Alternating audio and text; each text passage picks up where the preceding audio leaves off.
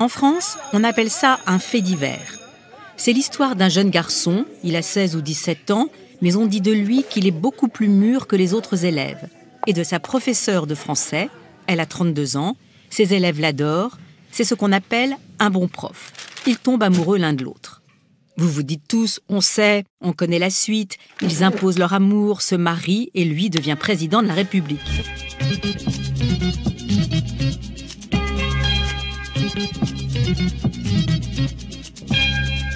À chaque fois, il y a quelqu'un qui est furieux contre moi. Est-ce qu'il y a quelqu'un qui a vu la présidence française? Quelqu'un les a vus? Ils sont pas là. Bonjour Paul. Bonjour Isabelle. Comment allez-vous? Et vous-même? Alors, vous avez regardé, vous avez cherché les images et on va en voir des images d'Emmanuel Macron hier au stade, comme on n'en a jamais vu, en mode cocooning, consolant. En mode jubilation, et défaite. Et l'espoir, peut-être. Et l'espoir,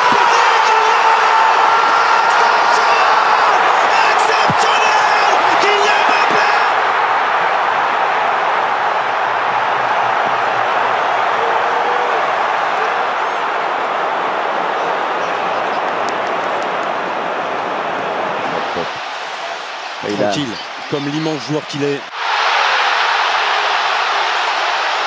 Il le touche.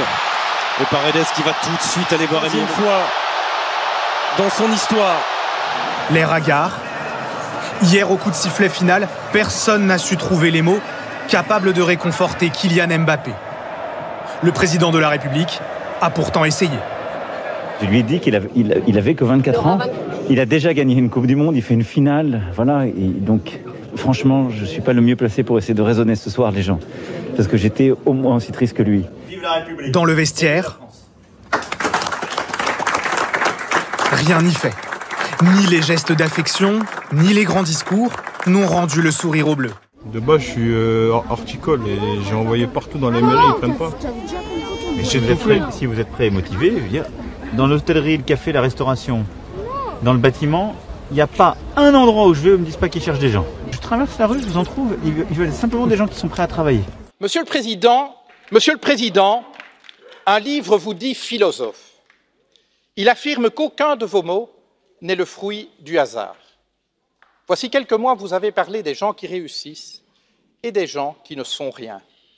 Vous n'avez pas dit des gens qui ne font rien ou des gens qui n'ont rien. Vous avez parlé des gens qui ne sont rien. Voyez-vous, pour nous, le projet européen consiste précisément à faire en sorte que plus jamais, en aucun endroit de ce continent, aucune femme, aucun homme ne puisse être considéré comme rien ou se penser comme rien. Car considérer des êtres humains comme rien, c'est permettre de leur faire subir n'importe quoi et cela, nous ne l'accepterons jamais. Dans le bâtiment, il n'y a pas un endroit où je vais où ils ne me disent pas qu'ils cherchent des gens. Je traverse la rue, je vous en trouve, ils veulent simplement des gens qui sont prêts à travailler. Écoutez, sur la forme, c'est brutal, hein. Voilà un jeune chômeur qui a une formation en horticulture, qui interpelle donc Emmanuel Macron pour lui dire qu'il ne trouve pas de travail d'horticulteur.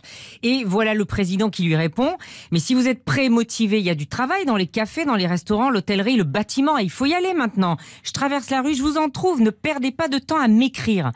Franchement, on s'est moqué de Nicolas Sarkozy qui pratiquait le raccourci, mais là, Emmanuel Macron fait encore plus fort, champion du raccourci et de la brutalité. Enfin, 3 jours après la présentation du plan pauvreté, où le président expliquait avec beaucoup d'empathie qu'on n'était pas chômeur pour son bon plaisir, il fait la leçon à ce jeune en mode « mais va te chercher un autre boulot ». Bonjour. Bonjour. Ça va? C'est bien. Mais ça va? Je la connais. Ça va Manu? Non, je suis pas ton copain. Non. Voilà. Tu es là, dans une cérémonie officielle, tu te comportes comme il faut. Donc tu peux faire l'imbécile, mais aujourd'hui c'est la Marseillaise et le chant des partisans. Tu m'appelles monsieur le président de la République ou monsieur. D'accord? Voilà, c'est bien. Et tu fais les choses dans le bon ordre. Si le jour où tu veux faire la révolution, tu apprends d'abord à avoir un diplôme et à te nourrir toi-même. D'accord? Et à ce moment-là, tu iras donner le son. D'ailleurs, quand on lui demande si cela lui manque, voici ce qu'il nous répond. Un peu, oui. Et donc là, ça me fait très plaisir de parler librement aussi, de manière totalement... merci. Et le président passe au visiteur suivant. J'ai fait une photo avec toi. Avec vous. C'est des propos irresponsables et arrogants. Quand on est le président de la République, on a promis de parvenir à baisser le chômage et qu'on a 60 000 chômeurs de plus aujourd'hui par rapport à il y a un an, on ne donne pas de leçons.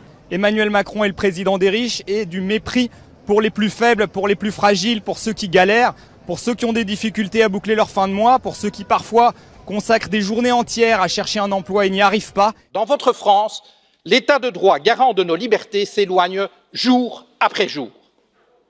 Liberté, égalité. Où est-elle l'égalité lorsque vous imposez toujours plus de précarité aux travailleurs alors qu'en même temps, vous faites des cadeaux fiscaux aux plus riches, ceux que vous aimez appeler les premiers de cordée?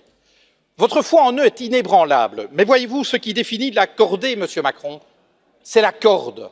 C'est elle qui permet d'adapter la vitesse du premier de cordée aux besoins du groupe. C'est elle aussi qui empêche les derniers de cordée de tomber au ravin. Mais dans nos sociétés, monsieur le Président, cette corde n'existe plus. Les riches s'enrichissent, les classes moyennes stagnent et se précarisent, et les plus fragiles sont abandonnés. À chaque fois, il y a quelqu'un qui est furieux contre moi.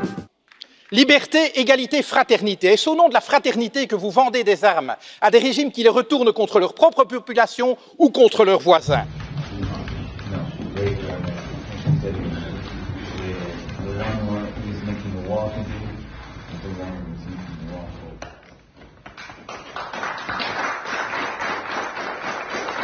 So I said, President, I said that I think it's too much for me, and that's why we address it. I address the President, address, of course, for all our people, for Ukrainians, for our society, and a great honor to be here, and thank you for all your support. Thank you. Thank you. Lorsque vous rencontrez ces Français, lorsque vous les lisez, est-ce que vous dites ils sont prêts à affronter une réforme aussi radicale que la réforme des retraites? Moi, tout ce que je peux dire, c'est que les Français, dans la difficulté, ont toujours réagi positivement. Si je prends le Covid, la manière dont ils ont réagi sur les gestes barrières, sur le confinement, les Français se sont toujours adaptés. Mais là, sur la retraite, ils sont majoritairement contre. Hein. Alors, ce que me disent les plus jeunes, simplement, un point de réflexion, c'est qu'ils me disent, nous, de toute façon, on n'aura pas de retraite. Donc moi, ce que j'ai envie de dire aux jeunes, tout est fait pour que vous ayez une retraite. On vous prend pour des cons et ça vous va. C'est tout le système qu'il faut revoir. Mais bon, il n'est pas nécessaire, quand on est président de la République, de faire la leçon à un jeune comme ça en public. C'est bien, mais ça va. Je la connais, ça va Manu? Non, je suis pas ton copain. Non. Voilà, tu es là, dans une cérémonie officielle, tu te comportes comme il faut. Donc tu peux faire l'imbécile, mais aujourd'hui c'est la Marseillaise et le chant des partisans. Tu m'appelles monsieur le président de la République ou monsieur. D'accord? Voilà. Regardez ce que dit notre sondage Kantar Sofres One Point pour RTL sur Emmanuel Macron, pas assez à l'écoute, pas ouvert au dialogue, qui ne reconnaît pas ses erreurs. Emmanuel Macron, on le sait, est capable de dominer sa nature pour séduire. Il est capable de passer des heures à discuter avec les membres de l'association ATD Quart Monde et de faire preuve d'empathie, mais il ne peut toujours pas s'empêcher de dire ce qu'il pense. Et il a quand même un sérieux souci avec son surmoi social. Alba Ventura pour l'édito d'RTL Matin. Ouh, ça va, messieurs, dames. N'allez arrêter. Si à 18, 19 ans, 20 ans, 24 ans, vous commencez à pleurer parce qu'on vous enlève 5 €, qu'est-ce que vous allez faire de votre vie? Les temps sont durs. C'est vrai que ça devient de plus en plus compliqué quand on est étudiant de pouvoir manger à sa faim comme on le voudrait. Maintenant, on va se dire les choses. C'est une jeunesse qui a sacrifié une partie de son adolescence, de ses joies. Est-ce qu'elle a été sacrifiée? Est-ce qu'elle a été sacrifiée? La réponse est non. Je parle jamais de ça, mais là vraiment, j'en peux plus. J'ai 20 ans, je suis étudiante à Sciences Po et je suis boursière. Et ça fait 4 ans, je rentre en ma 4e année d'études et ça fait 4 ans que chaque année, il diminue ma bourse. L'enseignement supérieur n'a aucun prix pour la quasi-totalité des étudiants. J'ai 100 € de bourse par mois et avec ça, je suis censée vivre. Payer mes courses, payer mon loyer qui est de 400 €. Chaque semaine désormais, les files d'attente s'allongent. Plusieurs centaines d'étudiants venus chercher un repas gratuit, des légumes ou des fruits frais. Indéfendable aussi, car l'Europe, qui se voulait celle des peuples, est devenue celle des riches. Ce que nous proposons, nous, c'est un autre chemin, éloigné de l'ordonnance politique, pensée à Berlin. Une Europe qui, sans défaire la France, se fait avec les peuples. Et je crois que la souveraineté européenne dont vous avez parlé est une impossibilité même par nature, car la souveraineté, vous le savez, elle réside dans le peuple. À chaque fois, il y a quelqu'un qui est furieux contre moi.